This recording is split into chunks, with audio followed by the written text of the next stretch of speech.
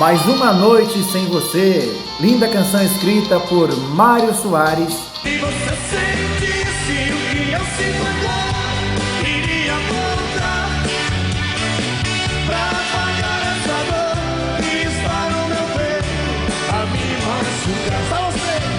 E Mauro Soares. Uma canção que nos convida a querer cantar, né? Se você vai.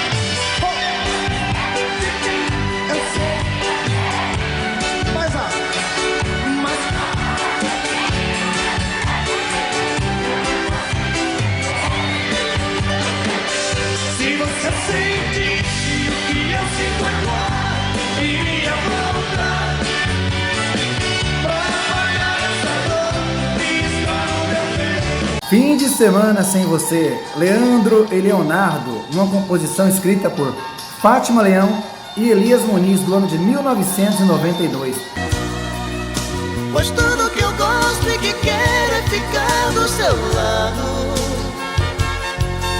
Sozinho meu fim de semana é triste, é parado. Não dá pra viver. Uma canção que nos convida a querer ouvir, né? Vamos escutar junto comigo? O que é que eu faço sem você? Com quem eu divido meus beijos e o shopping gelado?